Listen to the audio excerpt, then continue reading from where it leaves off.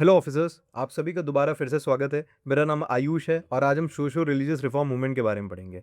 बहुत important chapter है ये। देखो, डॉक्टर बी आर अम्बेडकर ने ना एक बात कही थी दोस्तों, the things which cannot be amended shall be ended. जो चीज़ें अमेंड नहीं करी जा सकती, जिनमें हम टाइम के साथ सुधार नहीं कर सकते, उन्हें हमें ख़त्म ही कर देना चाहिए, उन्हें हमें एंड कर देना चाहिए। तो अब ये चैप्टर किस चीज़ के बारे में बात करता है? देखो, सोशियो रिलीजियस मूवमेंट्स के बारे में बात करता है। अब देखो, आप सोच रहे हो कि जब समाज इतना सही चल रहा है तो ये सब मूवमेंट वगैरह करने की क्या ज़रूरत पड़ती है? एकदम से मूवमेंट कैसे हो जाता है? तो दोस्तों, ये एकदम से नहीं होता है। ब्रिटिश रूल जो था उसके टाइम पे सोसाइटी बहुत ज़्यादा कॉम्प्लेक्स हो गई थी। सोसाइटी में चीज़ें बहुत ज़्यादा कॉम्प्लेक्स हो गई थी। जैसे आज आप अगर देखो तो आज सब कुछ बढ़िया चल रहा है, लेकिन एक सेक्शन ऑफ सोसाइटी परेशान है। स्टूडेंट्स की हम बात कर लेते हैं, ठीक है? स्टूडेंट्स पेपर लीक से परेशान है तो क्या हुआ? एक मूवमेंट हुआ, लोगों ने आवाज़ उठाई और गवर्नमेंट ने एक्शन लिया। तो ऐसे ही उस टाइम हो रहा था। बहुत ज़्यादा चीज़ें चल रही थी, बहुत ज़्यादा ऐसी प्रैक्टिसेस चल रही थी, जो लोगों के लिए बहुत ज़्यादा, एक तरीके से समझ सकते हो ना, कि बहुत ज़्यादा उन्हें डिग्रेड कर रही थी। तो उसके लिए कुछ लोगों ने आवाज़ उठाया, मूवमेंट शुरू किया और धीरे-धीरे वो बदलाव होता चला गया। तो उसी चीज़ के बारे में हम पढ़ेंगे। आइए स्टार्ट करते हैं। पहला है आपका ब्रह्मो समाज। ब्रह्मो समाज के फाउंडर कौन थे? राजा राम मोहन रॉय। और राजा राम मोहन रॉय कहाँ कहाँ के रहने वाले थे सर? कलकत्ता के रहने वाले थे। देखो, अब आ जाओ एक चीज़ पर, पहले ब्रह्मो समाज से पहले आ जाओ आत्म सभा पर, ठीक है? आत्म सभा किसने बनाई थी? राजा राम मोहन रॉय जी ने ही बनाई थी। Got it? कोई दिक्कत तो नहीं है। अब देखो, आत्म सभा क्यों बनाई? ध्यान से समझना मेरी बात, सारी चीज़ें यहीं क्लियर हो जाएँगी, कहीं कुछ पढ़ने की ज़रूरत नहीं है। कुछ एजुकेटेड लोगों का ग्रुप था, ठीक है? 4-5 लोगों का ग्रुप था, वो बैठते थे, डिस्कशंस करते थे कि भाई ये जो समाज में चीज़ चल रही है, ये नहीं होनी चाहिए, ठीक है? जैसे मतलब होता नहीं कि एल्डरली लोग डिस्कस करते हैं पार्क में बैठ के, वैसे डिस्कस कर रहे थे कि ये चीज़ें नहीं होनी चाहिए थी, आइडल वर्शिप के खिलाफ थे, मूर्ति पूजा नहीं हो, एक भगवान को मानो, ऐसी-ऐसी उपनिषद के आइडियाज़ को डिस्कस करते थे। तो ये जो आत्म सभा था ना, ये 1815 में बनाया था हमारे राजा राम मोहन रॉय जी ने। कब बनाया था? 1815 में। तो ये क्या था? ये एक स्मॉल डिस्कशन ग्रुप था, जहाँ सब लोग बैठते थे, एजुकेटेड लोग, पढ़े-लिखे लोग बंगाल के बैठते थे और आराम से बढ़िया बातें करते थे। बट क्या हुआ, राजा राम मोहन राय को लगा कि यार सिर्फ़ डिस्कशन से, बातें से तो काम नहीं चलेगा। अगर हम लोग बैठ के बात कर रहे हैं, इससे हो क्या रहा है? हम ही लोग कह रहे हैं हाँ, हाँ, ये चीज़ सही है, तो हमारे 4-5 लोगों के मानने से तो काम नहीं बनेगा, ठीक है? और हमारे बोलने से भी कोई चीज़ बदलाव नहीं होगी, तो करना क्या पड़ेगा? तो राजा राम मोहन राय ने कहा यार इसको एक ना ऑर्गनाइज़ेशन में कन्वर्ट करना पड़ेगा, ठीक है? एक, समझ रहे हो ना, एक प्रॉपर इसको मूवमेंट बनाना पड़ेगा, तब जाके कुछ बदलाव होगा, हमारे बोलने से नहीं होगा। फिर क्या हुआ, 1815 में आत्मसभा थी, क्लियर हो गया। राजा राम मोहन रॉय ने 1828 में, 1828 में ब्रह्मो समाज बनाया। अभी सब याद करा दूँगा, परेशान मत होना। ब्रह्मो समाज बनाया। अब ब्रह्मो समाज में क्या चीज़ था? Strong opposition to idol worship. Strong opposition to idol worship. देखो, आइडल वर्शिप क्या होता है? मूर्ति पूजा। जो आप लोग भगवान की मूर्ति पूजा करते हो ना, मूर्ति बना के, उसके ये अगेंस्ट थे। देखो, हिस्ट्री में क्या होता है ना, हिस्ट्री में हमेशा कुछ ऐसी ओपिनियंस जनरेट हो जाती हैं, जिसके चक्कर में हम इंसान को गलत समझने लगते हैं। जैसे आज अगर आप देखोगे, तो बात समझना, मेरी बहुत अच्छी बात बता रहा हूँ। जैसे आप समझोगे तो आज गांधी जी को 2 ग्रुप में डिवाइड करते हैं लोग। एक उन्हें अच्छा बोलते हैं, एक उन्हें बोलते हैं नहीं-नहीं ये तो बहुत खराब इंसान था। ठीक है? आप लोग को भी पता ही है, ये कोई मैं नई बात नहीं बता रहा हूँ, सब लोग ऐसे बोलते हैं। बट हिस्ट्री को ना कभी एक एंगल से मत पकड़ना। हिस्टोरियंस हमेशा क्या करते हैं? अलग-अलग एंगल से किसी पर्सपेक्टिव को देखते हैं। फॉर एग्ज़ाम्पल, एक क्रिकेटर है, ठीक है? वो बहुत अच्छा क्रिकेट खेलता है इंडिया के लिए, लेकिन उसकी जो पर्सनल रिलेशनशिप है, वो खराब चल रही है। तो आप क्या बोलोगे? नहीं यार, इसको नहीं खेलना चाहिए हमारे देश के लिए। पर्सनल और प्रोफ़ेशनल रिलेशनशिप हमेशा इंसान की अलग होती है। इसको कभी एक में मत जोड़ना। गांधी जी की पर्सनल लाइफ़ क्या थी, मुझे नहीं पता, ना आपको पता होगा क्योंकि हम लोग उस टाइम पे थे नहीं, और ना हमें उससे मतलब होना चाहिए। प्रोफ़ेशनली वो बंदा कैसा था, प्रोफ़ेशनली उस इंसान ने देश के लिए क्या किया, हमेशा यही इम्पोर्टेंट रहता है। तो प्रोफेशनल और पर्सनल लाइफ को हमेशा अलग रखना। लोग मिक्स करके एक इंसान को जज करते हैं। ऐसी आप लोगों की बहुत सारी पर्सनल चीज़ें होंगी जो शायद कभी रिवील होगी, तो आप लोग को भी बड़ा शेम लगेगा, बड़ा खराब लगेगा। तो हर इंसान की पर्सनल लाइफ हमेशा अलग है, प्रोफेशनल लाइफ अलग है। आप अगर पर्सनल लाइफ को प्रोफेशनल लाइफ में डालोगे तो दिक्कत होगी। तो इसीलिए इस चीज़ को ध्यान रखना कि Gandhi as a person was very great in his professional life, और अगर वो प्रोफेशनल लाइफ में अच्छा था तो वो एक अच्छा इंसान था। हम बेसिकली यही मानते हैं। जैसे आज हमारे प्राइम मिनिस्टर हैं, ठीक है? हमें क्या पता चलता है कि उनने अपनी वाइफ़ को छोड़ दिया था या जो भी उनकी पर्सनल लाइफ़ वाली चीज़ें हैं। बट आप कभी उस चीज़ को देखते हो, उस चीज़ को पकड़ते हो? देश के लिए क्या किया होता है वो मैटर करता है। चाहे वो प्राइम मिनिस्टर हैं, चाहे कोई और आगे जाके प्राइम मिनिस्टर होगा या जो पहले भी था, उसने देश के साथ क्या किया है, देश को कैसे डेवलप किया, देश को कैसे आगे बढ़ाया है, हमेशा लाइफ़ में यही चीज़ मैटर होती है। तो इस बात को हमेशा ध्यान रखना कि इंसान की पर्सनल और प्रोफ़ेशनल रिलेशनशिप हमेशा अलग है। वो इंसान पर्सनली कितना भी अपने घर में अच्छा हो, प्रोफेशनली क्या कर रहा है, अगर प्रोफेशनली अच्छा नहीं कर रहा है तो वो अच्छा नहीं है। जैसे एक टेररिस्ट है, उसके घर वाले जो टेररिस्ट है, उसके घर में उसका बच्चा उसे क्या बोलेगा? टेररिस्ट बोलेगा? नहीं, उसको तो पापा ही बोलेगा ना। तो पर्सनल रिलेशनशिप तो टेररिस्ट के अपने घर में अच्छे हैं, लेकिन प्रोफेशनली वो क्या कर रहा है? लोगों को मार रहा है, तो आप उसे अच्छा इंसान बोलोगे क्या? तो इस चीज़ को हमेशा ध्यान रखना, ठीक है? जो भी हमारे नेशनल मूवमेंट के फ्रीडम फाइटर्स हैं, जो भी है, हमें कभी भी ऐसे उठा के किसी के बारे में गलत नहीं बोलना चाहिए। ऐसे बहुत सारे सोशल मीडियाज़ पर चलते हैं कि ये ऐसे थे, गांधी वैसे थे, अंबेडकर ऐसे थे, नहीं बोलना चाहिए आपको। जिसने देश के लिए किया, अच्छा किया है, और जितना जो आगे जाएगा ना, वो इंसान के उतने ज़्यादा अपोनेंट्स होंगे। So always remember it.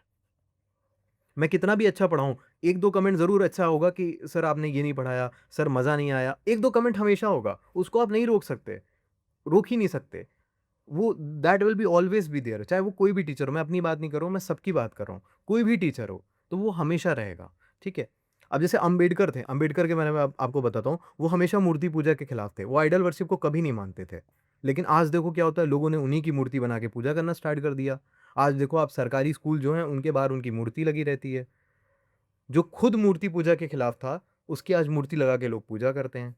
So that is the case, always remember it. आप लोग एस्पिरेंट हो एक्चुअली। आप लोग कोई वन डे एग्ज़ाम की नहीं तैयारी कर रहे हो, आप लोग कोई वैसा नहीं कर रहे हो। आप लोग कल एक सिविल सर्वेंट बन जाओगे, ठीक है? आप लोगों के कंधों पर देश चलेगा एक्चुअली।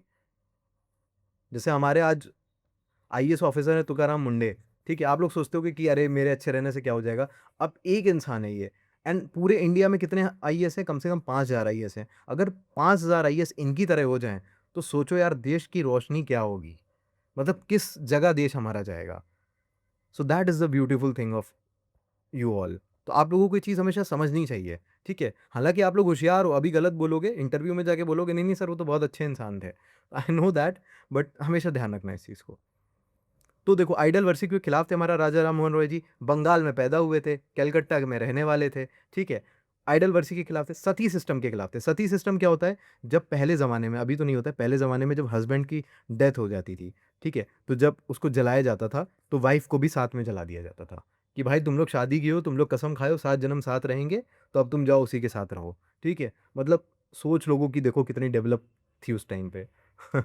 ठीक है? तो सती सिस्टम के खिलाफ थे, चाइल्ड मैरिज के खिलाफ थे कि बच्चा हुआ नहीं 12-13 साल का शादी करा दी जाके, ठीक है? तो ये सारे रिचुअल्स के राजा राम मोहन रॉय जी खिलाफ थे।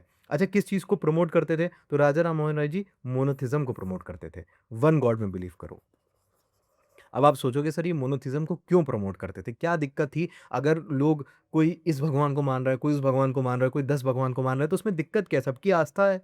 देखो, वेदास और उपनिषद में एक्चुअली वन गॉड का ज़िक्र है, ठीक है? वेदा और उपनिषद जो है ना, ये आपको जो लार्जली थिंकिंग है वो मोनिस्टिक थिंकिंग है, ठीक है? कि एक सुप्रीम डिवाइन रियलिटी होनी चाहिए। तो इसी के बेसिस पे ये मोनोथिज़्म को प्रमोट करते थे। बात क्लियर हो गई? अब देखो, अब जैसे आप आज का एग्ज़ाम्पल ले लो। आज क्या हो रहा है? स्टूडेंट्स परेशान थे, कुछ टाइम पहले चले जाओ पीछे, जंतर-मंतर पे प्रोटेस्ट हो रहा था। तो क्या हुआ? लोगों ने प्रोटेस्ट किया, इतने दिन वहाँ पे बैठा, अनशन किया। क्या हुआ? गवर्नमेंट पे एक प्रेशर गया। गवर्नमेंट ने पे प्रेशर गया और गवर्नमेंट ने एक एक्ट पास कर दिया एग्ज़ाम से रिलेटेड। Got it? अब देखो क्या हुआ? Sati system was banned by Lord हटा दो यहाँ से, विलियम बेंटिक। सती सिस्टम को किसने बैन किया? विलियम बेंटिक ने किया। लेकिन विलियम बेंटिक ने क्या किया? नहीं, विलियम बेंटिक ने तो खाली बस वो एक्ट लाया था। मेन किसका काम था? राजा राम मोहन रॉय का, ठीक है? यही गली-गली निकल के नारे लगाते थे, ठीक है? प्रोपेगेंडा पूरा इनने किया, पूरा सपोर्ट दिया इनने, मार्चेज़ निकाला, मतलब खूब मेहनत किया। जितना हमारा वो सीजीपी के लोग कर रहे थे, वैसे टाइप का इनने मेहनत किया, ऐसा समझ लो। ठीक है? तो ये सारी मेहनत करी, उसके बाद गवर्नमेंट पे प्रेशर आया ब्रिटिश गवर्नमेंट ने और विलियम बेंटिक ने सती सिस्टम को बैन कर दिया। ठीक है? नाम इनका लोग समझते हैं कि इनने किया था, इनने नहीं किया था, इनको नहीं फ़र्क पड़ रहा था। हालाँकि ये चाहते थे कि हो जाए, लेकिन जो उसके पीछे मेन प्लेयर था, वो हमारे राजा राम मोहन रॉय जी थे। इनने ये सब किया, प्रोपेगेंडा जो चल रहा था उस समय का, उनके खिलाफ इनने आवाज़ उठाई, ठीक है? मार्चेज़ किया, रैली की, तब जाके गवर्नमेंट पे प्रेशर बढ़ा और विलियम बेंटिक ने सती सिस्टम को अबॉलिश कर दिया 1829 में। अब देखो राजा राम मोहन राय ने आत्म सभा बनाई थी, मैंने आपको बता दिया। डिस्कशंस होता था, डिस्कशन से काम नहीं चला, ब्रह्मो समाज बनाया। एक्चुअली इसका पहले नाम ना ब्रह्मो सभा था एक्चुअली, तो बाद में समाज हो गया, क्योंकि जैसे-जैसे लोग जुड़ते चले गए समाज के, तो भीड़ बढ़ती चली गई, तो इसलिए उसका नाम समाज रख दिया गया। राजा राम मोहन रॉय देखो an Hindu college in 1870 along with David Hare. ये जो डेविड हरे हैं ना आपके, ये पहले घड़ी बनाते और बेचते थे। बाद में ये एजुकेशन सिस्टम में जुड़े और बहुत बड़े उनके सपोर्टर बने हैं। और 1817 में राजा राम मोहन रॉय जी के साथ मिलके और भी बहुत सारे बंगाल एलाइट्स लोग थे, लेकिन जो मेन था वो राजा राम मोहन रॉय और डेविड हरे, दोनों ने साथ मिलके हिंदू कॉलेज खोला। ये हिंदू कॉलेज वो दिल्ली यूनिवर्सिटी वाला नहीं है, हिंदू कॉलेज कलकत्ता में खोला, ध्यान रखना इसको। समझ गए? अब देखो, वैसे तो मैं ज़्यादा ट्रिक देता नहीं हूँ, लेकिन चलो यहाँ पर आपको बता दूंगा। ABCD, ठीक है, बहुत टफ ट्रिक नहीं दूंगा, परेशान मत हो। ABCD, ए से क्या है? ब्रह्मो समाज में आप ABCD जोड़ लेना। ए से क्या है? आत्मसभा है। बी से क्या है? ब्रह्मो समाज है। सी से क्या है? कॉलेज खोला। कौन सा कॉलेज खोला भैया? आपको पता चल जाएगा, हिंदू कॉलेज खोला। कोई दिक्कत तो नहीं है यहाँ तक? डी से डिवीजन हो जाता है इसका, अभी हम बता रहे हैं। देखो, अब एक बात समझना, आपने राजा राम मोहन रॉय पकड़ा। अब आ जाओ, जब मैंने आपको दूसरी वीडियो पढ़ाई थी ना, डेवलपमेंट ऑफ प्रेस वाली, न्यूज़पेपर्स वाली, याद रखो राजा राम मोहन रॉय के कौन कौन से न्यूज़पेपर्स थे। पहला था आपका मिरात उल अखबार, याद है? पहला पर्शियन न्यूज़पेपर था, मैंने आपको बताया था ना, मिरात उल अखबार ट्रिक के साथ बताया था। और उसके बाद दूसरा कौन था? संवत कुंडी, संवत कुंडी बताया था। तो ये दोनों राजा राम मोहन रॉय के न्यूज़पेपर थे। ऐसे हिस्ट्री को हमेशा कनेक्ट करके पढ़ा करो। जैसे आज आपने इनका नाम पढ़ा इस चैप्टर में, रिकॉल करो यार, अभी मैंने इनसे रिलेटेड कुछ पढ़ा था, हाँ न्यूज़पेपर्स पढ़े थे। कौन से न्यूज़पेपर्स थे? ऐसे कभी नहीं बोलोगे। ऐसे ना आपको कोई याद करने की सपोर्ट की ज़रूरत है, ना कोई ट्रिक की ज़रूरत है, कुछ चीज़ की ज़रूरत नहीं है। हमेशा हिस्ट्री को कनेक्ट करके पढ़ा करो। और ये हिस्ट्री की बात है, जिसने सब्जेक्ट्स को कनेक्ट करके पढ़ लिया, समझो उसका एग्जाम निकल गया। बस यही एक ट्रिक है एग्जाम निकालने की, कनेक्टिंग द डॉट्स। जो चीज़, मेन चीज़ आपको एग्जाम निकालेगी वो है कनेक्टिंग द डॉट्स। जब आपने कनेक्ट करना सीख लिया, यूपीएससी में कैसे क्वेश्चंस आते हैं? कनेक्टिंग क्वेश्चंस आते हैं। हिस्ट्री, इकोनॉमी अलग अलग नहीं है, पॉलिटी, सोसाइटी अलग अलग नहीं है, सब इंटरलिंक्ड है। आपको उसी तरीके से पढ़ना है, मीन्स यही होता है, इंटरलिंकिंग सब्जेक्ट है। अब देखो क्या होता है, ब्रह्मो समाज सब कुछ अच्छा चल रहा था, बढ़िया चल रहा था। जब तक मेन आदमी रहता है ना, किसी की हिम्मत नहीं होती, सब चुपचाप रहते हैं। अब राजा राम मोहन रॉय जी की डेथ हो जाती है। अब उसके बाद क्या होता है, इसमें डिवीजन हो जाता है। अच्छा, डिवीजन क्या होता है वो भी बात समझो। इसमें बहुत सारे मेंबर्स जुड़ते हैं, देवेंद्रनाथ टैगोर जुड़ते हैं, केशव चंद्र सेन जुड़ते हैं। अब देखो क्या हो रहा था, एक बड़े ही यंग लीडर, एग्रेसिव लीडर आए थे, केशव चंद्र सेन, ठीक है। ये क्या बोल रहे थे? ये बोल रहे थे कि इंटरकास्ट मैरिज होनी चाहिए। इंटरकास्ट मैरिज को सपोर्ट करते थे ये। अब भाई साहब गलत नहीं है, देखो आप सोच रहे हो कि हाँ यार, कास्ट मैरिज होनी चाहिए, क्यों कास्ट के बेसिस पे हम डिस्क्रिमिनेशन करें कि ब्राह्मण की क्षत्रिय के साथ नहीं हो सकती, क्षत्रिय की शूद्र के साथ शादी नहीं हो सकती, ऐसा हम क्यों करें? होनी चाहिए, बिल्कुल सही बात है, मैं आप लोग की बात मानता हूँ। लेकिन अब वो समाज इमेजिन करो, उतने साल पुराना समाज, ठीक है, 1800-1900 की बात है। मतलब अगर आज आज आप कास्ट मैरिज करने जा रहे हो, तो आपके पेरेंट्स एक बार आपका चेहरा देखेंगे कि तू हमारा ही बेटा है या बेटी है, ठीक है। आज ये हाल है, और उस समय केशव चंद्र सेन ने बात कही थी। तो भाई डिस्प्यूट तो होना ही था। देखो इनकी बात गलत नहीं थी। लोग क्या कह रहे थे, आप आराम-आराम से चलो, ग्रेजुअली चलो। अभी हमारा ऑर्गनाइज़ेशन बना है, आप ऐसी बात कर रहे हो कि भाई ये सब हम चीज़ें बोलेंगे, ये सब चीज़ें प्रमोट करेंगे कि इंटरकास्ट मैरिज करनी है। पॉसिबल नहीं हो पाएगा। हर चीज़ को हमें धीरे-धीरे लेके चलना है। अब भाई केशव चंद्र सेन बड़े खिलाफ थे इस चीज़ के। उन्होंने कहा नहीं भाई ये तो होना चाहिए। और मज़े की बात पता है क्या हो गई? इनकी एक बेटी थी, और इनकी बेटी की इनने इंटरकास्ट शादी करा दी, और बेटी की उम्र भी कम थी, छोटी थी, और उसकी क्या करी, इनने शादी करा दी केशव चंद्र सेन ने। अब भाई हो गया बवाला। एक तो चाइल्ड मैरिज करा दी, ऊपर से कास्ट, दूसरे कास्ट में शादी करा दी। कोई महाराजा था उसके साथ जाके शादी करा दी बंदे ने। अब डिस्प्यूट होना था, अब हो गया बवाला। अब क्या हुआ भाई, ऐसे तो ब्रह्मो समाज का जो मोटिव है, जो ऑब्जेक्टिव है, उसकी तो इज्जत गिर रही है ना। तो अब क्या हुआ, स्प्लिट होना ही था इसको। ये दो पार्ट में स्प्लिट हो गया। केशव चंद्र, देखो एक जो हुआ था वो था आदि ब्रह्मो समाज, ये वही पुराने ब्रह्मो समाज के लोग थे, ठीक है। तो ये आदि ब्रह्मो समाज, और केशव चंद्र सेन ने अपने नाम बना दिया साधारण ब्रह्मो समाज। एक्चुअली जब केशव चंद्र सेन इससे अलग हो गया, ब्रह्मो समाज से अलग हो गया, और अपना बना लिया साधारण ब्रह्मो समाज, अपना बना लिया। और अपने साथ कुछ जो फॉलोअर्स भी होंगे इसके, वो भी इसके साथ आ ही गए होंगे, ठीक है। जब कोई पार्टी बनाता है तो पुरानी पार्टी के कुछ लोग तो आ ही जाते हैं ना, तो इसके साथ आ गए। अब जब इसने इसका नाम साधारण दे दिया, तो इनने पुराने वालों ने इसका नाम दे दिया आदि ब्रह्मो समाज, ठीक है। अब कैसे याद रखोगे? आदि मानव, पुराने लोग होते हैं आदि मानव, तो आदि ब्रह्मो समाज, और ये है साधारण ब्रह्मो समाज। और जो पुराना ही था उसका नाम क्या था? डी। डी से क्या होगा? देवेंद्र नाथ टैगोर। और इसके तो केशव चंद्र सेन थे। कोई दिक्कत तो नहीं, बात समझ गई। दो पार्ट में स्प्लिट हो गया, आदि ब्रह्मो समाज जिसके फाउंडर थे देवेंद्र नाथ टैगोर, और साधारण ब्रह्मो समाज जिसके फाउंडर थे, अच्छा इसको ब्रह्मो समाज ऑफ इंडिया भी कहा जाता है, दोनों नाम से जाना जाता है, साधारण ब्रह्मो समाज या ब्रह्मो समाज ऑफ इंडिया, जिसके फाउंडर थे केशव चंद्र सेन। क्यों डिवीजन हुआ था समझ गए? ट्रिक पता चल गई, ABCD कैसे याद करना है। कोई दिक्कत तो नहीं है, कोई दिक्कत हो पूछ लेना आप, always I am ready for you. पहला क्लियर हो गया, ब्रह्मो समाज। अब दूसरा आता है यंग बंगाल मूवमेंट। देखो नाम से पकड़ो, क्या बोल रहा है? Young Bengal movement. Young young, ठीक है, मतलब यंग समझ रहे हो कि भाई यंग लोगों के अंदर एक अलग ही जोश होता है, ठीक है। यंग बंगाल मूवमेंट है। ये कहाँ होगा? नाम से पकड़ो, बंगाल है तो बंगाल है मतलब कलकत्ता में होगा। देखो उस समय एजुकेटेड लोग बहुत ज़्यादा कलकत्ता में थे, ठीक है, मैंने आपको बताया भी था। इसीलिए 1905 में जब हम पढ़ेंगे पार्टीशन ऑफ इंडिया, तो 1905 में जो ब्रिटिशर्स थे वो बंगाल का पार्टीशन कर रहे थे, विभाजन कर रहे थे, बंगाल को तोड़ना चाहते थे, क्योंकि बंगाल में ही उस टाइम सबसे ज़्यादा एजुकेटेड क्लास थी। और ये मूवमेंट्स भी अगर आपको दिखेंगे ना, तो ज़्यादातर बंगाल सेंटर के आपको दिखेंगे। तो यंग बंगाल मूवमेंट है। यंग, कोई मतलब यंग इंसान होगा ना भाई, नाम से ही लग रहा है यंग बंगाल, क्योंकि नाम ऐसा ही रखेगा ना। और जो कोई बुढ़ा आदमी होगा तो कैसा नाम रखेगा? आदि ब्रह्मो समाज, ठीक है। किसी को मैं ऐसे बोल नहीं रहा हूँ पर्टिकुलरली, बट समझाने के लिए बोल रहा हूँ कि भाई चेंज होता ही है ना थिंकिंग में। अब जैसे पुराने लोग के नाम देखो कैसे थे, और नए लोग के नाम देखो, तो डिफरेंस आता है ना। यंग बंगाल मूवमेंट, बंगाल कलकत्ता में था, ठीक है। यंग बच्चा क्या देखेगा? डोरेमोन देखेगा, पोगो देखेगा। यंग बंगाल मूवमेंट के फाउंडर कौन थे? हेनरी विवियन डेरोजियो, ठीक है। अब मेरी बात एक बात ध्यान से समझना, जस्ट अ सेकेंड। अब देखो, यंग बंगाल मूवमेंट, ठीक है, मतलब किसी यंग बच्चे ने स्टार्ट किया होगा, ठीक है, बच्चे का नाम डोरेमोन समझ लो। अब होता क्या है ना, हम लोग भी जब जैसे हम लोग ने 12th किया, उसके बाद हम लोग जब कॉलेज गए थे, तो मैं जैसे डीयू में था, तो मैंने वहाँ पे देखा था कि बहुत सारी सोसाइटीज़ बनी थी, ठीक है, बहुत सारी सोसाइटीज़ थी। कोई नुक्कड़ नाटक सोसाइटी थी, कोई डिबेटिंग सोसाइटी थी, कोई कल्चरल सोसाइटी थी, अलग-अलग सबकी सोसाइटीज़ बनी हुई थी। कोई चेस कॉम्पिटिशन सोसाइटी था, कोई सिविल सर्विस सोसाइटी था। तो सब अपनी-अपनी सोसाइटीज़ बनाए थे, ठीक है, और उसको प्रमोट करते थे। मतलब उसमें जैसे सिलेक्शन होता था, पूरा वैसे ही प्रोसेस होता था कि एक सोसाइटी बनी है, उसमें नए बच्चे आते थे, सिलेक्शन होता था, उसके बाद वो डिबेटिंग कर रहे हैं, कोई कुछ कर रहा है, ऑल दैट। अब देखो क्या होता है, ये भी जो आपके हेनरी विवियन डेरोजियो हैं, जिनको हम डोरेमोन बोलते हैं, ये भी यंग बंदे थे। और पता है क्या हुआ? 17 साल की उम्र में ये प्रोफ़ेसर बन गए।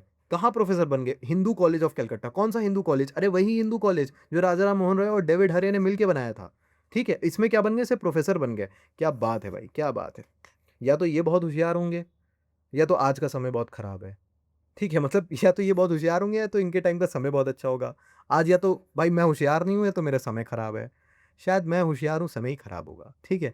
तभी तो ये 17 साल की उम्र में बन गए। तो 17 साल की उम्र में सोचो ये प्रोफ़ेसर बन गए, हिंदू कॉलेज में पढ़ाने लगे, ठीक है? अच्छा, अगर आप देखे होंगे कभी, जैसे जेएनयू में गया हूँ, तो जेएनयू में क्या होता है, लोग एकदम पूरा, ज़्यादातर लोग देखोगे ना एकदम पोएट बने घूमते हैं, कार्ल मार्क्स की तरह एकदम पूरा ऐसा झोला-वोला टाँग लेंगे साइड में, बड़ा-सा बैग। तो अब देखो, ये कॉलेज के बंदे इमेजिन करो, ठीक है? कॉलेज के बंदे होता है, पहला-पहला प्यार होता है, प्यार ठुकराता है उसका, और वो क्या बन जाता है? वो कवि बन जाता है। तो Derozio is called the first nationalist poet of India, very important है। भारत का पहला नेशनलिस्ट पोएट कौन था? ये डेरोजियो बंदा था, ठीक है? इतना इंटेलिजेंट था, और प्यार में फँसा और ठुकराया, तो फिर इंसान क्या होता है? कवि बन जाता है, ठीक है? जब प्यार में धोखा खाता है तो कवि बन जाता है, शायर बन जाता है। तो ये भी फर्स्ट नेशनलिस्ट पोएट थे। इनकी कुछ अ, कहानियाँ भी हैं, जैसे एक फ़कीर था, एक भारत था, जिंदाबाद डॉक्टर, भारत मेरा फ़कीर है, या मुझे फ़कीर बनना है, प्यार में धोखा खाया, बोला यार अब तो मुझे भारत में फ़कीर बन के रहना है, ठीक है? जो मेरा भारत है, मेरा नेटिव लैंड है, मेरा भारत है, या मुझे फ़कीर बन के घूमना है, फ़कीर बन के जंगल में रहना है। तो fakir of Jhungheera to India my native land, ये दोनों इसकी कहानियाँ थी, ठीक है? अब देखो, अब मैंने आपको एक कहानी बताई थी, क्या कहानी बताई थी अभी? कि जैसे डीयू में मैं गया तो वहाँ पे बहुत सारी सोसाइटीज़ थी अलग-अलग। अब देखो, मैं जो भी एक-एक बात बोलता हूँ ना, उसके पीछे हमेशा कोई ना कोई लॉजिक है, तभी मैं आपको ये कहानियाँ बता रहा हूँ। यहाँ क्या हुआ?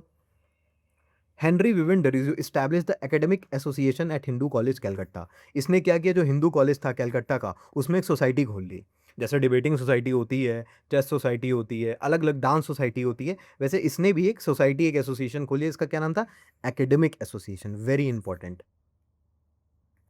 मिलिट्री एसोसिएशन नहीं खोला, ध्यान रखना, एकेडमिक खोला। देखो यार क्या होता है, जैसे मान लो फॉर एग्जांपल, अगर कोई पढ़ा-लिखा इंसान होगा ना, और उसको किसी से लड़ाई भी करनी है, वॉर भी करना है, तो उसे पता होगा कि कब मुझे उसे मारना है। और जो पढ़ा-लिखा नहीं होगा, उसके हाथ में अगर तुम दे दिए बंदूक, तो वो अगर सामने वाला उसका इंसान आई कॉन्टैक्ट भी कर रहा होगा, तो उसे गोली मार देगा। कि साले मेरी आँखों में तुमने देखा कैसे? समझ गए? तो इसीलिए क्या पहले ज़रूरी था? एकेडमिक ज़रूरी थी ना। तो ये बंदा समझदार था, पढ़ा लिखा था, इसमें एकेडमिक इंस्टीट्यूशन पहले बनाया, कि भाई सबसे पहले हमें शिक्षा देनी है, समझ गए? उसके बाद रिफ़ॉर्म लाना है। पहले लोगों को पढ़ाना है, क्या सही है, क्या गलत है। जब लोगों को सही-गलत के बारे में पता ही नहीं होगा, तो वो तो स्टीरियोटाइप को पकड़ेंगे ना। समाज में आज क्या होता है, लोग स्टीरियोटाइप को पकड़ते हैं कि मेरे घर में ऐसा चलता था तो यही होता है। वहाँ ऐसी चीज़ चलती थी तो वो यही होता है। सही गलत आप कैसे पढ़ोगे? जब आप पढ़ाई करोगे, तभी किसी चीज़ को सही गलत जान पाओगे, ठीक है? तो हेनरी विलियम डेरोजियो ने क्या किया? एकेडमिक एसोसिएशन खोला हिंदू कॉलेज कलकत्ता में। अब इसके बाद है जो तत्वबोधिनी सभा, कहाँ होगी? हर चीज़ कलकत्ता में है, तो ये कलकत्ता में थी। इसको किसने फाउंड किया था? टी से है तत्वबोधिनी सभा, आ जाओ देवेंद्र नाथ टैगोर, ठीक है? इसको देवेंद्र नाथ टैगोर ने फाउंड किया था।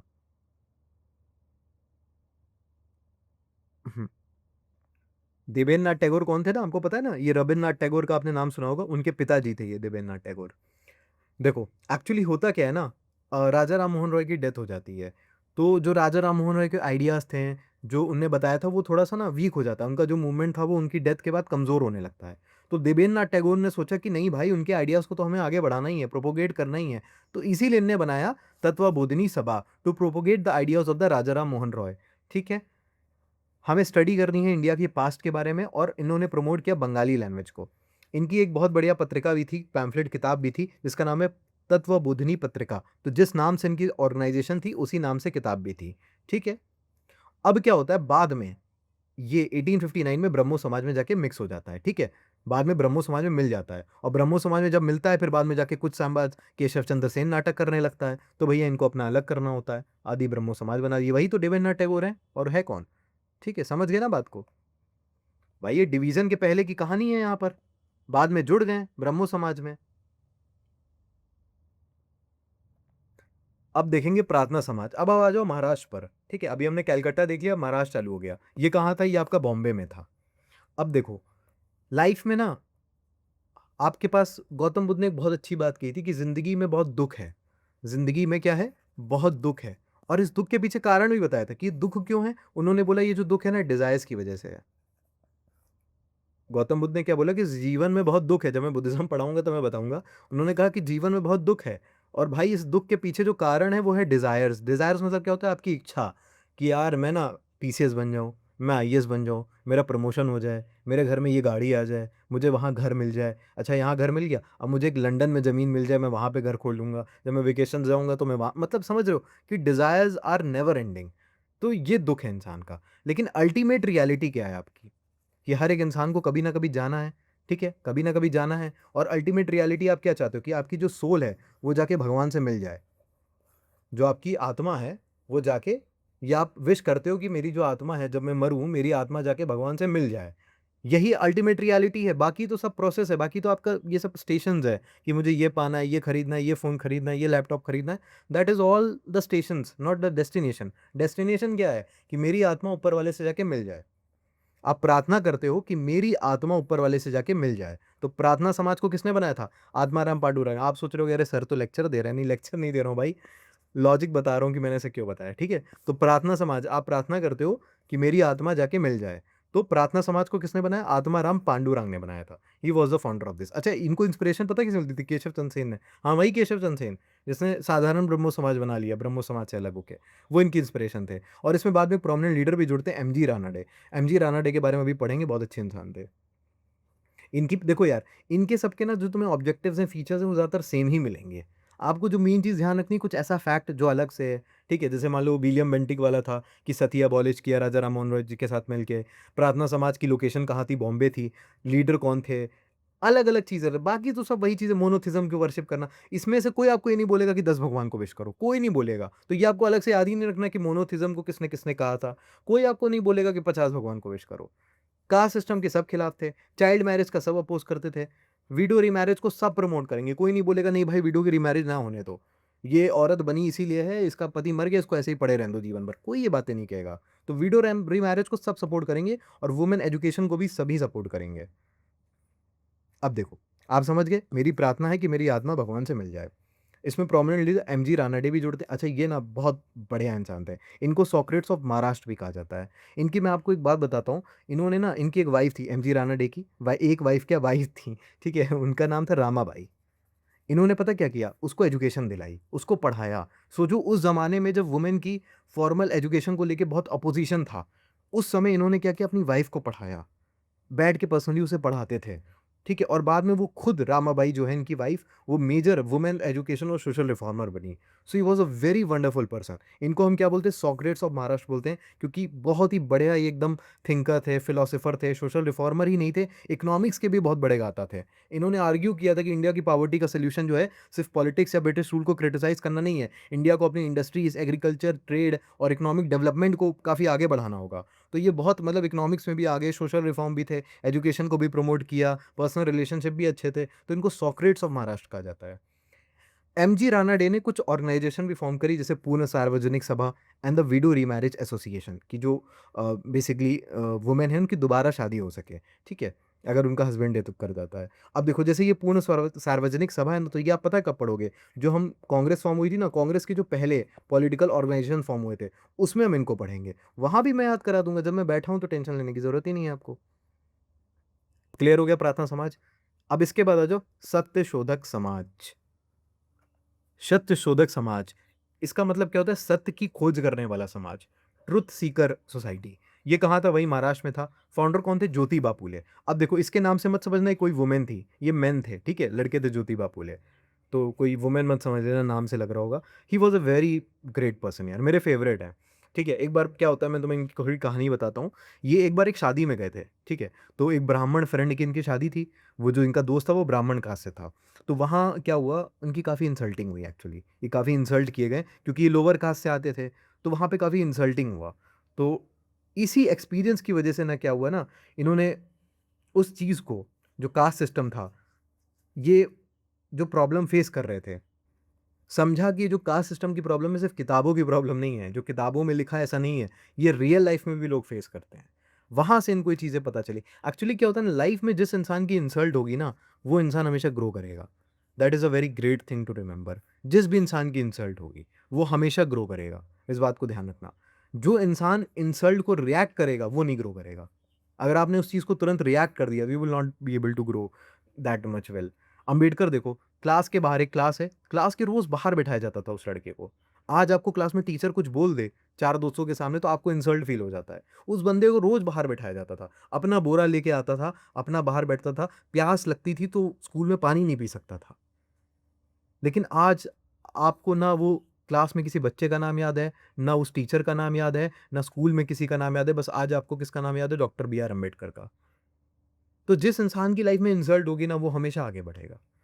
Privileges are actually the burden in life sometimes, ठीक है? तो ऐसे ही ज्योतिबा हमारे फूले थे और बहुत बढ़िया इंसान थे। इनकी वाइफ़ ने पता है क्या किया था? इनकी वाइफ़ ने अपने घर में प्रेग्नेंट जो विडोज़ होती थी, एक्चुअली जो विडो होती थी, जब वो प्रेग्नेंट हो जाती थी, तो इसको ना उस समय क्राइम मान लिया जाता था, सोशल शेम माना जाता था। अरे, अरे यार देखो विडो प्रेग्नेंट हो गई। तो ये जो आपकी इनकी वाइफ़ थी जिनका नाम था सावित्रीबाई फुले, इन्होंने ऐसी वुमेन को अपने घर में शेल्टर दिया, उनके बच्चों को प्रोटेक्ट किया। अनटचेबल्स के लिए इन दोनों ने बहुत मिल के काम किया। ये मुझे पर्सनली अच्छा लगता है। उस टाइम पे अनटचेबल्स जो होते थे कुएँ में पानी नहीं पी सकते थे। इन्होंने अपने घर में ही कुआँ खोल दिया अनटचेबल के लिए। समझ गए? और सावित्रीबाई जो थी वो सिर्फ़ इनकी वाइफ़ नहीं थी। ज्योतिबा ने सावित्रीबाई फुले को एजुकेट किया, उन्हें टीचर बनाया। फिर दोनों ने मिल के गर्ल्स एजुकेशन के लिए स्कूल चलाया, बहुत काम किया। आपको पता ही है कि उस टाइम पे लड़कियों को पढ़ाना कितना कंट्रोवर्शियल था और लोअर कास्ट गर्ल को पढ़ाना तो और भी बहुत ज़्यादा रेडिकल स्टेप हो जाता था उस टाइम पे। तो ये सब किया, किसान के लिए आवाज़ उठाई। पहले तो इनका फ़ोकस सिर्फ़ कास्ट पे ही था, लेकिन बाद में इन्होंने देखा कि यार पीज़ेंट्स भी जो कर्ज़ा है, टैक्स है, एक्सप्लॉइटेशन उसमें फँसा हुआ है। ये सब कंसर्न इन्होंने अपनी किताबों में भी लिखा, ठीक है? तो ये बहुत अच्छा इन्होंने काम किया। इनको पता है महात्मा का टाइटल दिया गया, महात्मा का। इनको किसका टाइटल दिया गया? महात्मा का, ठीक है? जो आपके महात्मा गांधी थे ना, इनको भी महात्मा का टाइटल दिया था। किसने दिया था बताओ? रवीन्द्रनाथ टैगोर ने दिया था आई गेस। रवीन्द्रनाथ टैगोर ने इनको दिया था। चंपारण सत्याग्रह जब ये वहाँ पे पीज़ेंट्स को खुश करके आए थे, चंपारण सत्याग्रह 1917 में, तो रवीन्द्रनाथ टैगोर ने दिया था। इनको भी महात्मा का टाइटल दिया था। लेकिन किसने दिया था? क्या हुआ था, ये बॉम्बे में एक पब्लिक फंक्शन में गए थे। वहाँ पे कृष्ण जी ने इनको महात्मा का टाइटल दिया था। कृष्ण जी मतलब एक बंदा था, उसका नाम विट्ठलराव कृष्ण जी वाडेकर था। अब बोलो तो मैं फिर पूरा नाम बताऊँ, तो सीधा याद कर लो, कृष्ण भगवान प्रसन्न होके इनको महात्मा का टाइटल दे दिए थे। अब देखो स्ट्रॉन्ग अपोजिशन टू ब्राह्मणिज़्म। भाई ब्राह्मणिज़्म के अगेंस्ट थे, अगेंस्ट तो होंगे ही यार। जो बंदा पब्लिक फंक्शन में गया है, वहाँ ब्राह्मण की फ्रेंड की शादी में वहाँ लोग उसकी बेइज़्ज़ती कर रहे हैं कि तू लोअर कास्ट से है, तो भाई अपोज़िशन तो करेगा, सीधी बात है। प्रीस्टली क्लास के खिलाफ था कि क्यों लोअर क्लास लोग ये प्रीस्टली क्लास के डिपेंडेंट रहें, ठीक है? तो इन चीज़ों के खिलाफ था। इन्होंने शूद्रास का एम्पावरमेंट किया। मैंने आपको बताया ना, घर में वेल्स खोला, अति शूद्रास जो दलित होते थे, वुमेन के लिए काफ़ी काम किया अपनी वाइफ़ के साथ मिलके। इनको महात्मा का टाइटल किसने दिया था? कृष्ण जी ने दिया था। Got it? पूरा नाम पढ़ना है, आप बेटा पढ़ लेना। ज्योतिबा फूले, इसने बहुत ही फ़ेमस किताबें लिखी थी इन बंदे ने।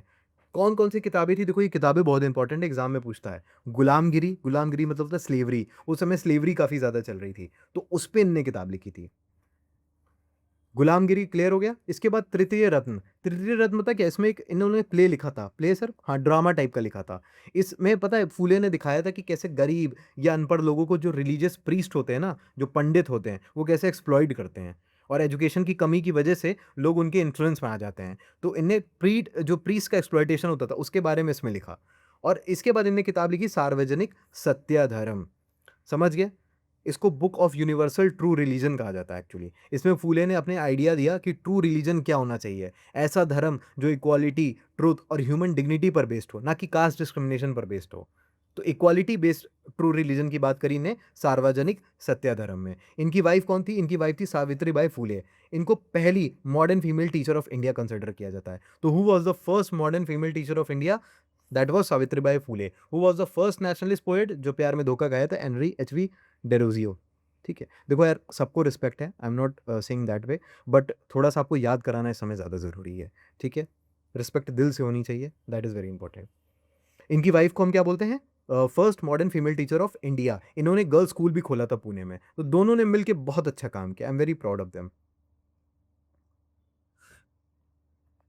आर्य समाज आपका कहाँ था? बॉम्बे में था, ठीक है? अच्छा, बाद में इसका जो हेडक्वार्टर था वो लाहौर शिफ्ट हो गया था। लाहौर आपका कहाँ है? पाकिस्तान में। इसके फाउंडर कौन थे? स्वामी दयानंद सरस्वती। आर्य समाज के फाउंडर कौन थे? सरस्वती जी फाउंडर थी आर्य समाज की। Got it? अब देखो यार, इनके बारे में बहुत इंटरेस्टिंग बात बताता हूँ स्वामी दयानंद सरस्वती जी के बारे में। इन्होंने पता है क्या बोला था? कि जैसे अपने शरीर को ढालोगे वैसा हो जाएगा। क्या चीज़? कि जैसे आप अपनी बॉडी को ढालोगे, जिस भी कंडीशन में आप अपनी बॉडी को ढालोगे, एकदम वैसा हो जाएगा। जैसे मान लो फॉर एग्जांपल इन्होंने बोला कि ठंडी में इंसान जो है वो सारे कपड़े पहनता है, सॉक्स भी पहनता है, अपने सर पे भी टोपी ढकता है, कान भी ढकता है, सब कुछ ढकता है, गले में मफलर भी डालता है, लेकिन जो उसकी नाक होती है, जो उसकी नोज़ होती है, वो हमेशा ओपन रहती है। क्या उसे ठंडी नहीं लगती होगी? बिल्कुल लगती होगी, लेकिन आप कभी उसे ढकने की कोशिश नहीं करते हो। क्यों? क्योंकि आपने वैसे ही अपने शरीर को ढाल लिया है कि भाई नाक ऐसी रहेगी खुली। समझ गए? मतलब जब शरीर में पूरा ठंडा लगता है, आप अपने हाथ में ग्लव्स भी पहनते हो, गले को भी कवर करते हो, सर भी कवर करते हो, तो आपकी नोज़ भी तो पार्ट ऑफ योर बॉडी है ना, ये अलग थोड़ी है। तो इन्होंने बहुत अच्छी बात की थी कि जैसे शरीर को ढालोगे वैसे ढल जाएगा। अगर आप अपने शरीर को 8 घंटा रोज़ पढ़ने की आदत डालोगे तो वो ढल जाएगा। कोई बड़ी बात नहीं है, मेरी बात मानो, कोई बड़ी बात नहीं है। जैसे ढालोगे वैसे ढल जाएगा शरीर को। बहुत लोग होते हैं अभी एन्जॉय कर रहे होते हैं, ठीक है? जब देखोगे आगे जाके उनकी शादी हो जाती है ना, वो अपने आप को तुम सोचोगे नहीं, वो इंसान काम में इतना बिज़ी हो जाता है ना, तुम सोचोगे भई ये काम कर सकता था, मुझे तो कभी उम्मीद नहीं थी। एक्चुअली वो प्रेशर में काम कर रहा है अब। उसने अपने शरीर को ऐसे ढाल दिया है। तो एक होता है तो तुम अपनी चॉइस से ढाल लो, नहीं तो जब लाइफ़ आएगी तो लाइफ़ आपको प्रेशर से ढलाएगी उस चीज़ में। तो वो आपको अच्छा भी नहीं लगेगा और तब वही काम करना पड़ेगा जिसका रिज़ल्ट बिल्कुल कम आएगा।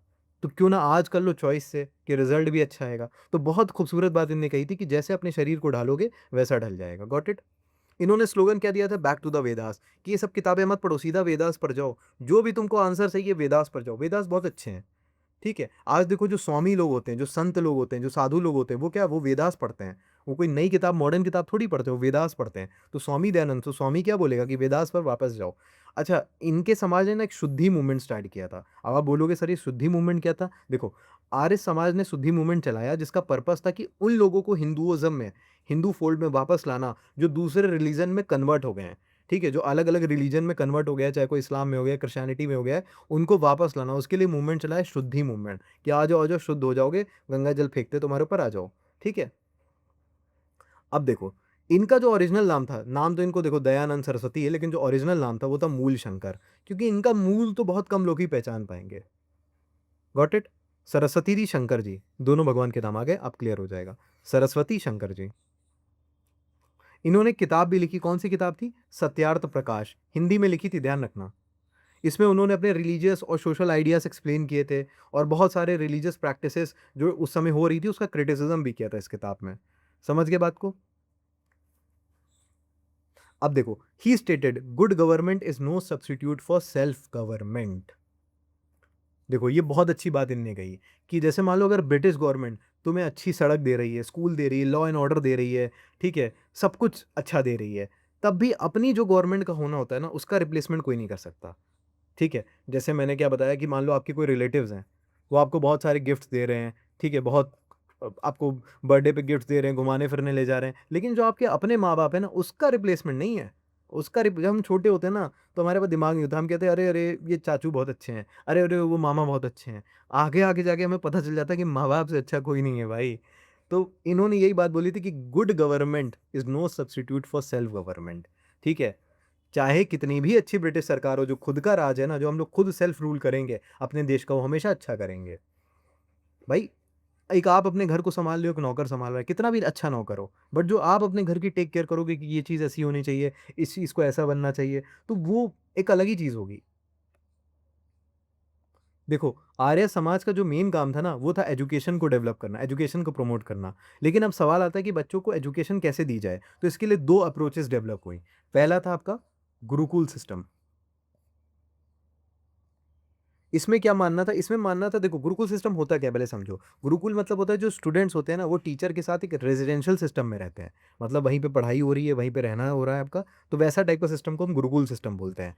अब इसके कौन, जैसे मान लो आपका अभी ये पतंजलि सिविल सर्विस अकेडमी खुल रहा है ना हरिद्वार वाला, तो वही चीज़ है, वैसा ही था। तो ये गुरुकुल सिस्टम आपका कहाँ था? ये गुरुकुल कंगरी में था, हरिद्वार में था, 1902 में खुला था।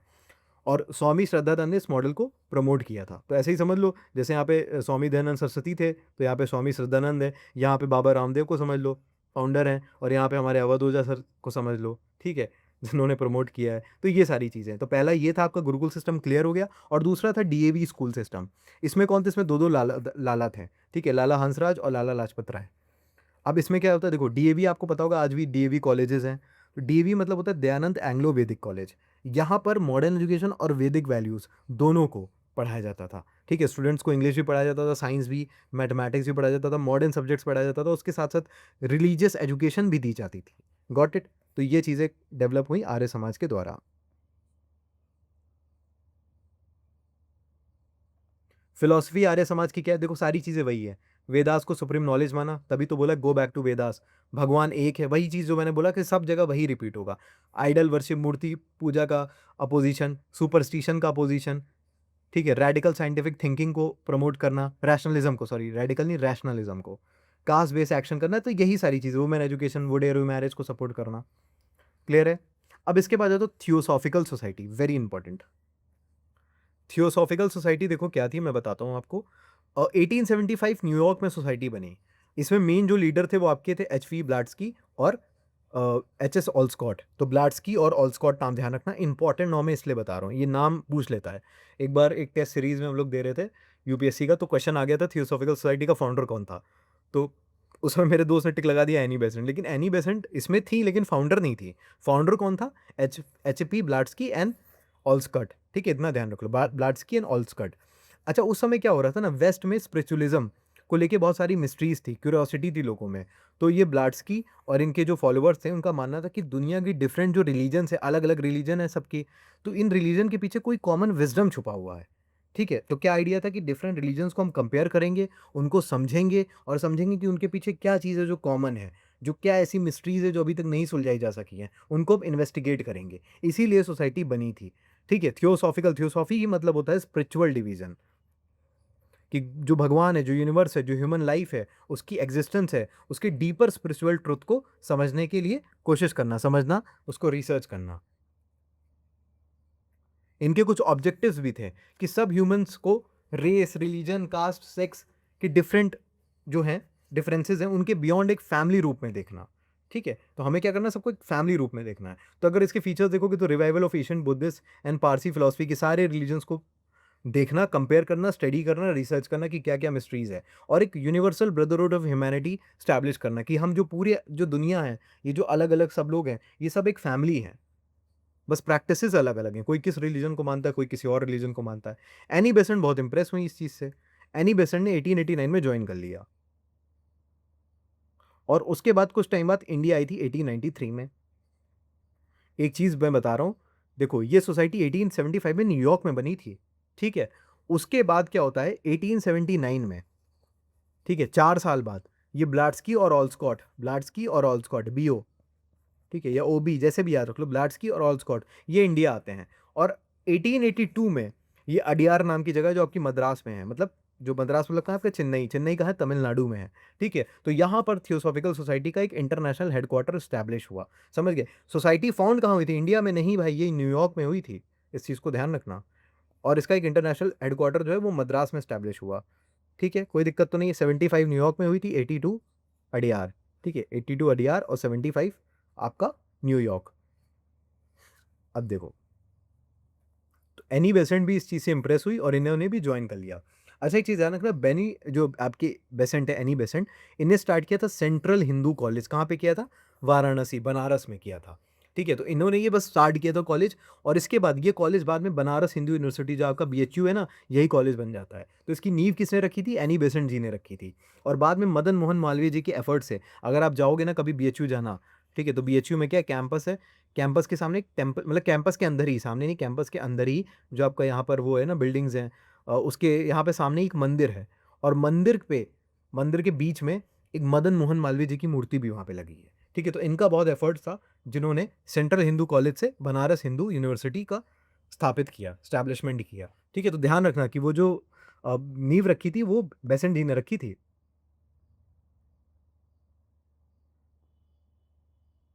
इसके बाद आपका आता है रामकृष्ण मिशन, ये बंगाल में आता है, बेलूर मठ, वेस्ट बंगाल।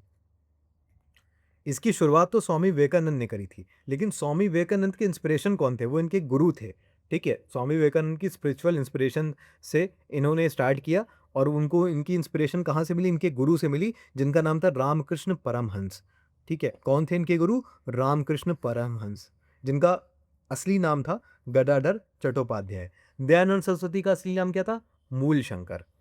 और आपका रामकृष्ण परमहंस का नाम था चट्टोपाध्याय, से याद रख लो, गदाधर चट्टोपाध्याय। अच्छा, ये जो स्वामी विवेकानंद है ना, इनको तो लोगों ने कह दिया क्योंकि बहुत ही विवेक है, विवेक मतलब बहुत ही समझदार थे, Vivek the person which has wisdom. तो इनका भी कोई रियल नाम था, इनका रियल नाम था नरेंद्र दत्त। लोगों ने इनको स्वामी विवेकानंद कहना स्टार्ट कर दिया, ठीक है।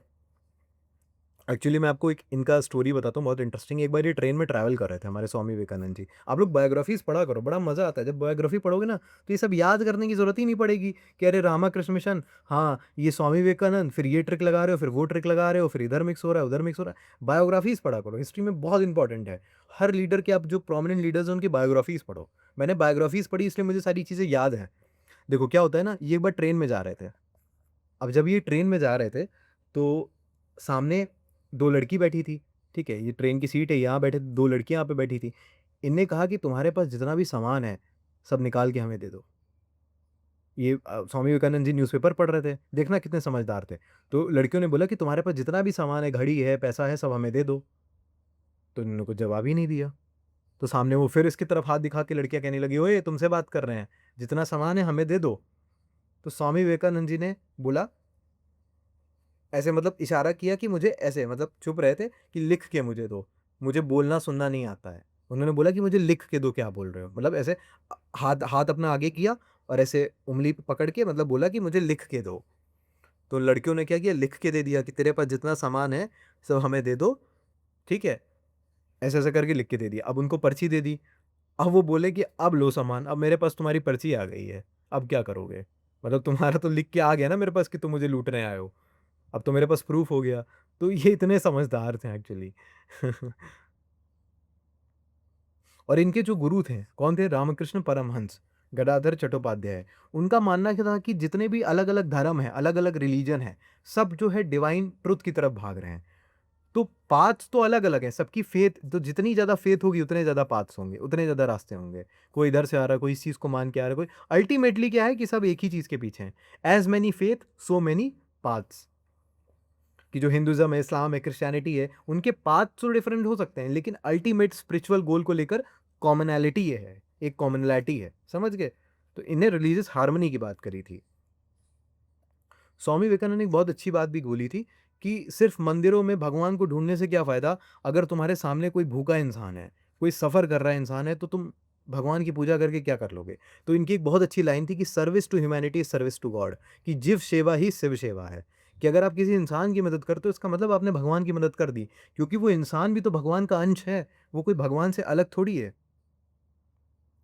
और ये लॉजिकल और साइंटिफिक तरीके से वेदांत और हिंदुइज्म को देखते थे। अच्छा, इनकी एक बात बताता हूँ, ये बहुत ही समझदार थे, बहुत ही होशियार थे। तो क्या हुआ, इनको ना एक दिमाग में क्वेश्चन था, क्या आपने भगवान को देखा है?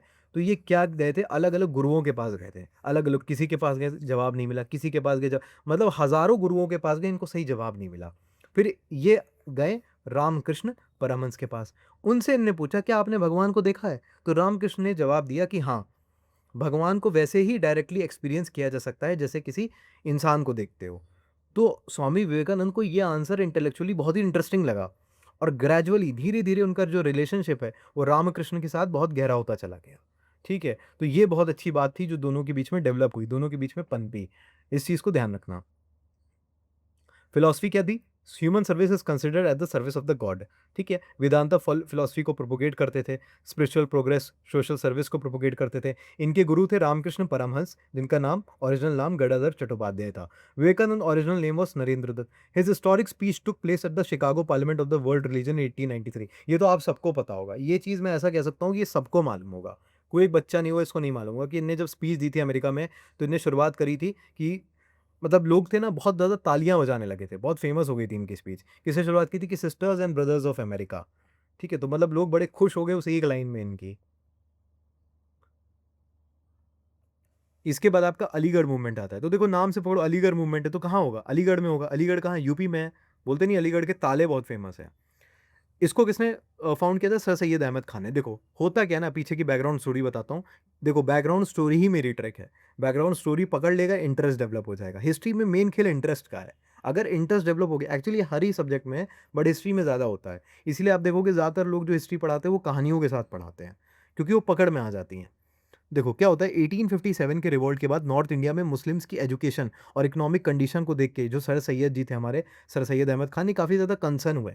इनको लगा कि अगर मुस्लिम मॉडर्न एजुकेशन नहीं लेंगे, स्पेशली इंग्लिश और वेस्टर्न साइंस, तो वो नए एडमिनिस्ट्रेशन और प्रोफेशनल सिस्टम में बहुत पीछे रह जाएंगे। ठीक है?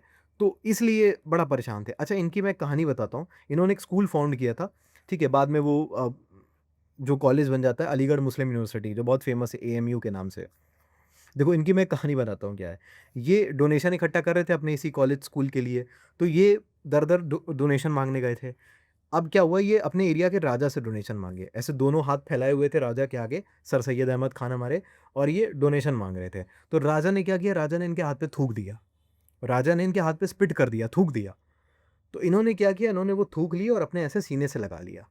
तो लोग वहाँ पे बड़े चौंक गए देख के ये हरकत सर सैयद अहमद खान की कि यार, राजा ने तुम्हारे हाथ पे थूका और तुम थूक अपने सीने में लगा रहे हो। तो सर सैयद अहमद खान ने एक बात बताई कि यार, जिसके पास जो होगा वही तो देगा। किसी ने मुझे कुछ पैसा दिया, किसी ने मुझे चावल दिए, किसी ने मुझे कुछ दिया, मैंने सब रखा। इनके पास थूक थी तो इन्होंने मुझे थूक दिया, तो मैंने उसे रख लिया। ठीक है? तो देख रहे हो कि कितना ज़्यादा, मतलब आप समझ लो, यही आदमी, आप एक एक मेरी बात समझो, यही आदमी उस समय राजा के समय रिवोल्ट कर देता कि अबे तूने मेरे पास थूका है, और उल्टा-सीधा बोल देता तो क्या होता? राजा इसे बंधक बना देता, काम खत्म हो जाता। आज क्या एएमयू, क्या सर सैयद अहमद खान, कोई जानता ही नहीं है। तो जो इंसल्ट सहेगा वो आगे बढ़ेगा। समझ गए इनकी स्टोरी? ठीक है। अच्छा, ये पर्दा सिस्टम के भी बड़े अगेंस्ट थे। ठीक है? जो वुमेन अपना फेस ढक के रखती हैं, उसके अगेंस्ट थे, और पॉलीगैमी के भी अगेंस्ट थे कि एक पर्सन की एक से ज़्यादा शादी होना ही गलत है। इस चीज़ को मानते थे, और ये मॉडर्न एजुकेशन और इंग्लिश एजुकेशन दोनों को प्रमोट करते थे। ठीक है? कि मुस्लिम सोसाइटी में होना चाहिए। इनका मानना था कि भाई, अगर मुस्लिम्स मॉडर्न एजुकेशन, साइंस और इंग्लिश नहीं सीखेंगे, तो जो एम्प्लॉयमेंट होगा उसमें बहुत पीछे रह जाएँगे। अब देखो, इनने एस्टैब्लिश किया mountain Anglo oriental college in 1875, वही जो डोनेशन मांगने गए थे राजा के पास, और ये लेटर क्या बन गया आपका, अलीगढ़ मुस्लिम यूनिवर्सिटी इन 1920 एएमयू। तो बीएचयू के बारे में मैंने बता दिया कैसे हुआ था। मदन मोहन मालवीय जी का बड़ा हाथ था उसमें, और इसमें इनका हाथ था एएमयू में। अच्छा, इन्होंने एक मैगजीन भी पब्लिश की थी, इसका नाम था तज़ीब उल हक़, सिविलाइजेशन एंड मोरालिटी के बारे में। अब इसके बाद है जो देवबंद मूवमेंट। देवबंद मूवमेंट कहाँ था आपका? ये आपका सहारनपुर में था। सहारनपुर कहाँ है? यूपी में, देहरादून के पास है। ठीक है? मतलब देहरादून उत्तराखंड में आ जाता है, बट बॉर्डर है सहारनपुर। इसके कौन फाउंडर्स थे? 2 नाम याद रखो, कासिम और राशिद। कौन थे? कासिम और राशिद, बस। ये एक रिवाइवलिस्ट मूवमेंट था। रिवाइवल देखो मूवमेंट ना हमेशा 2 प्रकार के होते हैं, ध्यान रखना। एक होता है रिवाइवलिस्ट, एक होता है रिफॉर्मिस्ट। रिफॉर्मिस्ट होता है कि एक्जिस्टिंग सोसाइटी जो है ना उसमें बदलाव करना है, चेंज करना है, कुछ अलग लाना है। और रिवाइवलिस्ट मतलब होता है कि उसी चीज़ पे वा मतलब जो पुरानी ट्रेडिशंस है, जो पुरानी चीज़ें हैं, हमें उस पे वापस जाना है। तो ये दोनों, तो ये एक रिवाइवलिस्ट मूवमेंट था। इसमें क्या बोला था कि जो कुरान की टीचिंग्स है, जो हदीथ की टीचिंग्स है, उसको हमें प्रमोट करना चाहिए। वो हमारी अपनी टीचिंग्स है। This movement was against the westernisation of the Aligarh movement. देखो, सर सैयद अहमद खान का अलीगढ़ मूवमेंट क्या बोल रहा था कि वेस्टर्नाइज़ेशन भी प्रमोट होनी चाहिए, वेस्टर्नाइज़ेशन के खिलाफ थे। बोले नहीं, नहीं, नहीं भाई, ये हमारी कुरान और यही बढ़िया है, ये सब हटाओ। They welcome the establishment of the Indian National Congress 1885।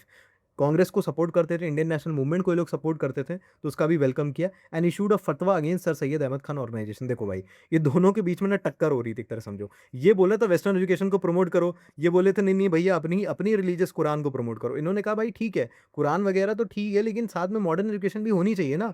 Employment कुछ और माँग रहा है। अब पता चला एक बच्चा वेदास पढ़ के बैठा है और उसको बोल रहा है मेरा यूपीएससी नहीं निकल रहा है। तो भाई तो इनकी बात भी गलत नहीं थी। लेकिन इनका मानना क्या था, नहीं, नहीं वेस्टर्नाइज़ेशन के हम खिलाफ हैं। तो ये इसके अगेंस्ट है, ठीक है? क्रिटिसाइज़ करते थे, अरे ये सब कॉलेज-वॉलेज बेकार है, ये है, वो है। Got it? इसके बाद आता है श्री नारायण धर्म परिपाल मूवमेंट, एसएनडीपी मूवमेंट। ये कहाँ था? अब देखो भाई इतना नाम से ही लग रहा है श्री नारायण परिपाल मूवमेंट, तो ये कहीं केरला-वेरला साइड, तमिलनाडु साइड होगा, साउथ में होगा तो केरला में था। फाउंडर कौन थे? श्री नारायण, तो श्री नारायण गुरु डाल दो, ठीक है? अब देखो क्या था इसमें, एक आपकी इज़ावा कम्युनिटी थी। इज़ावा कम्युनिटी कौन थी? इज़ावा केरला की एक सोशली डिसएडवांटेज या समझ लो बैकवर्ड कम्युनिटी थी, ठीक है? जो ट्रेवनकोर है और केरला है, उसके कास्ट बेस्ड सोसाइटी में उनको अपर कास्ट के बराबर सोशल स्टेटस नहीं मिलता था। एजुकेशन में रिस्ट्रिक्शंस थी, गवर्नमेंट जॉब्स में डिस्क्रिमिनेशन था, अनटचेबिलिटी थी, ये सब सारी चीज़ें थी, ठीक है? इनके एक लीडर थे बेसिकली जिनका नाम था पद्मभून पल्पू करके, ठीक है? डॉक्टर पल्पू बोलते थे, वो खुद इज़ावा कम्युनिटी से थे और उन्हें कास्ट डिस्क्रिमिनेशन का पर्सनल एक्सपीरियंस भी हुआ था, ठीक है? उन्हें ट्रेवनकोर में कास्ट के बेसिस पर गवर्नमेंट एम्प्लॉयमेंट नहीं मिला, इसलिए उन्होंने कम्युनिटी के राइट्स के लिए एक ऑर्गेनाइज़ एफर्ट स्टार्ट किया, ठीक है? बात समझे?